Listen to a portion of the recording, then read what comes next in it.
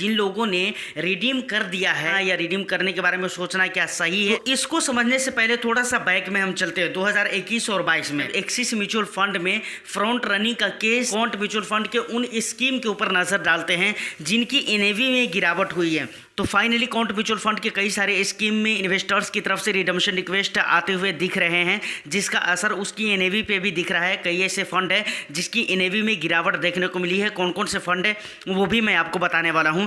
दूसरी बात ये भी आती है कि जो लोग रिडीम कर चुके हैं या करने के बारे में सोच रहे हैं, तो उनका ये रिडीम करने का जो फैसला है वो सही है या नहीं है। अगर सही है तो किस हद तक के हैं। दूसरी बात, अगर मानकर चलिए कि क्लैरिटी आ जाती है क्वांट म्यूचुअल फंड को लेकर, मैंने पिछली वीडियो में भी कहा था कि अभी सिर्फ एलिगेशंस लगे हैं, अभी ये प्रूव्ड नहीं हुआ है। लेकिन अगर हम ऐसा मानकर चले कि प्रूव्ड हो जाता है, मानकर चलिए कि अगर ये आ जाता है, क्लियर हो जाता है कि हाँ हकीकत मानों में क्वांट म्यूचुअल फंड जो एएमसी है वो दोषी है, उसके जो भी लोग हैं वो दोषी हैं, तो ऐसे में क्या करना चाहिए इन्वेस्टर्स को? क्या बने रहना चाहिए या नहीं बने रहना चाहिए, रिडीम कर देना चाहिए?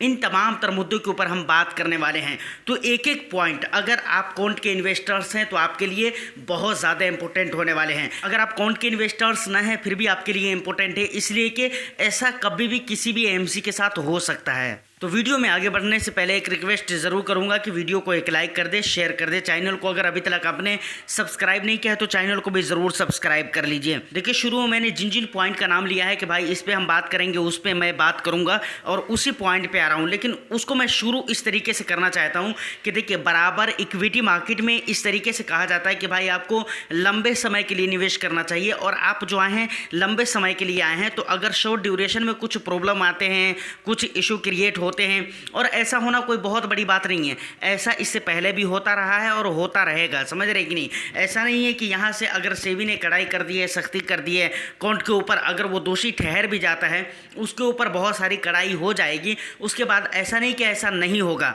मतलब ये केसेस दोबारा नहीं आएंगे। ऐसा होता रहेगा जब तक दुनिया है, दुनिया रहते हुए ये केसेस आते रहेंगे, इस तरह के इश्यूज होते रहेंगे।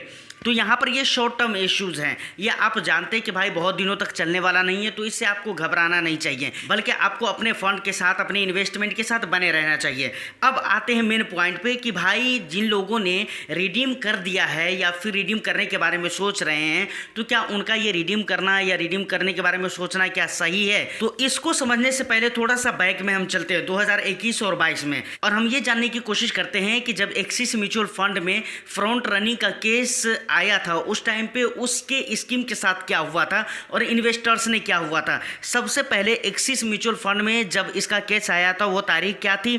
वो तारीख थी 1 सितंबर 2021 से 31 मार्च 2022। ये मेन तारीख जो मैं आपको बता रहा हूँ, 1 सितंबर 2021 से लेकर 31 मार्च 2022 तक के, ये वो टाइम पीरियड है जिस टाइम पीरियड में एक्सिस म्यूचुअल फंड के अंदर फ्रंट रनिंग का केस आया था। मतलब सेबी को ऐसा कहीं से पता चला, कहीं से भी इन्फॉर्म हुआ, क्लू वगैरह मिले, जो कुछ भी हुआ, लेकिन सेबी को ऐसा पता चला कि एक्सिस म्यूचुअल फंड के अंदर फ्रंट रनिंग हो रहे हैं। तो जब एक्सिस म्यूचुअल फंड के अंदर छापेमारी की गई तो उसमें हकीकत मानों में फ्रंट रनिंग के केस वहां पर थे, यानी वो प्रूव्ड हो गया था। अच्छा, और ये फ्रंट रनिंग करने वाला बंदा कौन था एक्सिस के अंदर? आपको पता है, एक्सिस म्यूचुअल फंड जो एएमसी है ना, उस एएमसी का एक फंड मैनेजर था जिसका नाम था वीरेश जोशी। और ये अकेला ऐसा नहीं कर रहा था, बल्कि ये अपने साथ अपनी एक पूरी टीम बनाकर ऐसा कर रहा था।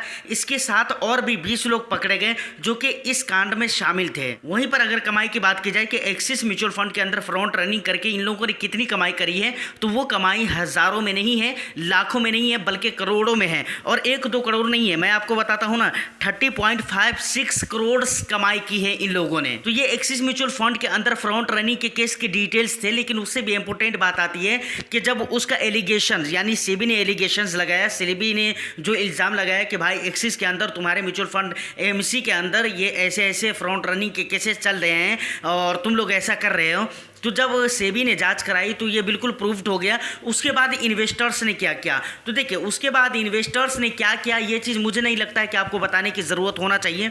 जो कर रहे हैं म्यूचुअल फंड के अंदर वो अभी आपके सामने है। देखिए एक्सिस के साथ क्या हो रहे हैं, एक्सिस के केस किसी को याद भी नहीं है।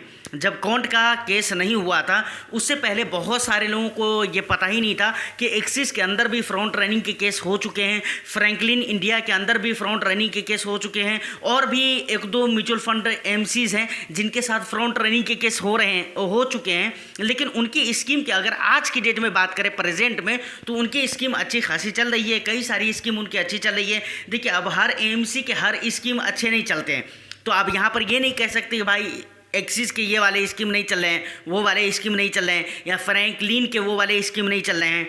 देखिए हर एएमसी के साथ ये प्रॉब्लम है, ये इशू है। उसके कुछ स्कीम होते हैं जिसको इन्वेस्टर्स बहुत ज़्यादा पसंद करते हैं, और कुछ स्कीम होते हैं जिसको बहुत ज़्यादा पसंद नहीं करते हैं, इन्वेस्टर्स की इतनी ज़्यादा दिलचस्पी नहीं होती है। लेकिन ओवरऑल अगर देखा जाए तो मैक्सिमम स्कीम कुछ ना कुछ हद तक के, और कुछ स्कीम्स ऐसी होती हैं जो कि बहुत अच्छे लेवल पर ग्रोथ कर रहे होते हैं। तो यहाँ पर अगर एक्सिस म्यूचुअल फंड की बात की जाए तो एक्सिस म्यूचुअल फंड के कई सारी ऐसी स्कीम है जो आज की डेट में बहुत अच्छी चल रही है और आगे भी चलने की उम्मीद है। तो एक्सिस के केस में ऐसा हुआ था कि एक्सिस म्यूचुअल फंड के जिन स्कीम से लोगों ने रिडीम कर लिया, अगर वो स्कीम अच्छा चलता रहा तो बाद में मतलब सारी चीज़ें प्रूव्ड हो गई, उसके बावजूद फिर से वापस उस स्कीम में निवेश करे। वो ऐसा नहीं कि दोबारा वो स्कीम में नहीं आए या म्यूचुअल फंड के किसी स्कीम में नहीं गए। तो यहाँ पर मैं ये कहना चाह रहा हूँ कि जो लोग अभी रिडीम करने के इरादे कर रहे हैं, इस इरादे को अपने दिल में बैठा रहे कि भाई मुझे रिडीम कर लेना है, तो मुझे लगता है कि ये सही नहीं है। अगर आप रिडीम कर चुके हैं तो बिल्कुल गलत आप कर ही चुके हैं,